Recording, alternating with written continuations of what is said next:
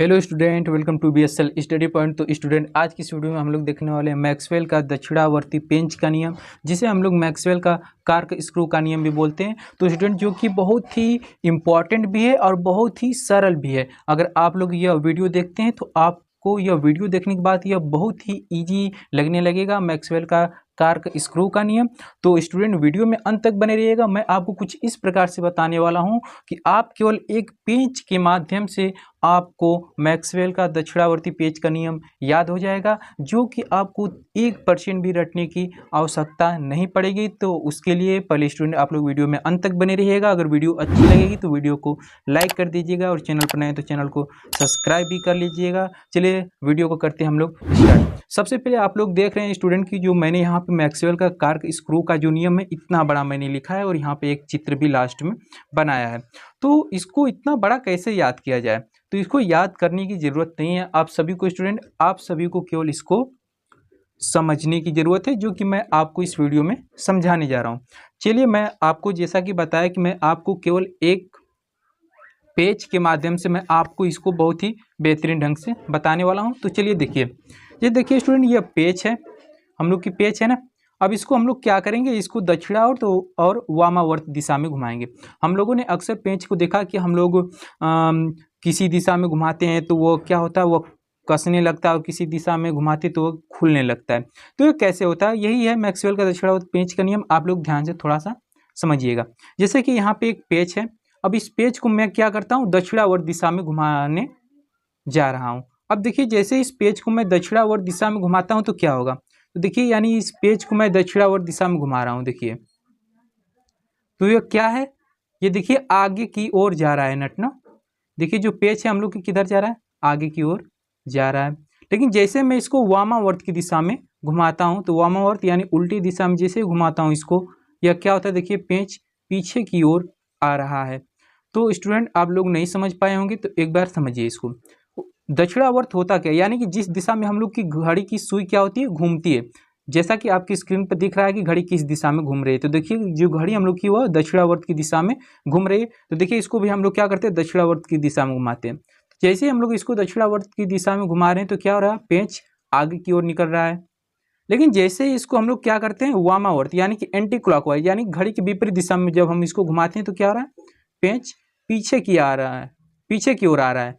तो आप लोग बोलेंगे ये क्या, कैसा लॉजिक है कि हम लोग को मैक्सवेल का दक्षिणावर्त पेंच का नियम पढ़ना है, ये हम लोग को क्या बता रहे हैं, एंटी क्लॉकवाइज और क्लॉकवाइज। तो इसी से निकलता है हम लोग के मैक्सवेल के दक्षिणावर्ती पेंच का नियम। अब क्या है, जैसे हम लोग इसको क्या कर रहे थे, दक्षिणावर्त दिशा में जैसे इसको हम लोग घुमा रहे थे, तो ये जो पेंच की जो नोक है, ये जो पेंच की नोक है वो किस दिशा में, आगे की ओर बढ़ रही है ना। और जैसे हम लोग इसको उल्टा घुमा रहे हैं वामावर्त की दिशा में, तो क्या आ रही है, पेंच पीछे की ओर आ रही है। तो ये जो पेज की जो नोक है, जो कि क्या कर रही है, अंदर जा रही है और बाहर आ रही है।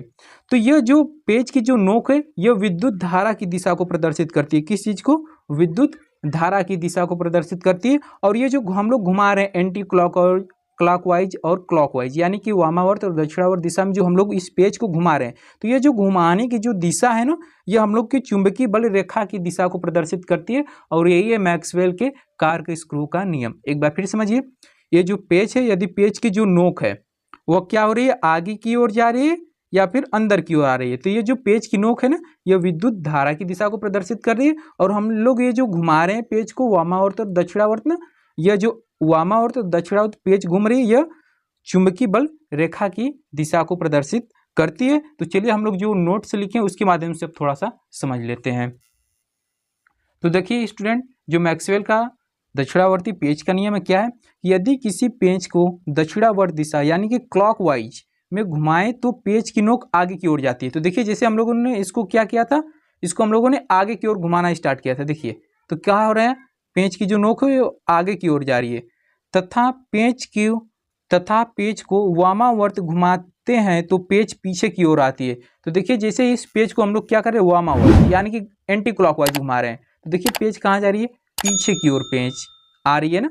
तो यही है। उसके बाद देखिए अब मेन फोकस करिए यहाँ पे मेन फोकस करिए कि यदि पेंच की नोक की गति विद्युत धारा की दिशा को व्यक्त करती है तो पेंच को घुमाने की दिशा चुंबकीय बल रेखा की दिशा को प्रदर्शित करेगी। और यही है मैक्सवेल के कार्क स्क्रू का नियम। तो चलिए स्टूडेंट, इसको थोड़ा सा इसके चित्र के माध्यम से समझिए। देखिए, जैसे ही पेज थी, यह क्या कर रही थी, इसकी जो नोक थी आगे जा रही थी और पीछे आ रही थी। तो जो इसकी जो नोक है, जो क्या कर रही है, आगे जा रही है और पीछे जा रही है, तो इसकी जो नोक की गति जो इसकी है ना पेज की, वो विद्युत धारा की दिशा को प्रदर्शित करेगी। और ये जो हम लोग घुमा रहे थे इसको, यह किसकी दिशा को प्रदर्शित करेगी, चुंबकीय बल रेखा की दिशा को प्रदर्शित करेगी। और यही है मैक्सवेल के कार्क स्क्रू का नियम। तो स्टूडेंट, आई होप आपको बहुत ही सरल ढंग से मैक्सवेल का कार्क स्क्रू का नियम समझ में आया होगा। अगर स्टूडेंट वीडियो अच्छी लगी तो वीडियो को लाइक कर दीजिएगा और चैनल पर नए तो चैनल को सब्सक्राइब भी कर लीजिएगा। मिलते हैं नेक्स्ट वीडियो में, तब तक के लिए धन्यवाद।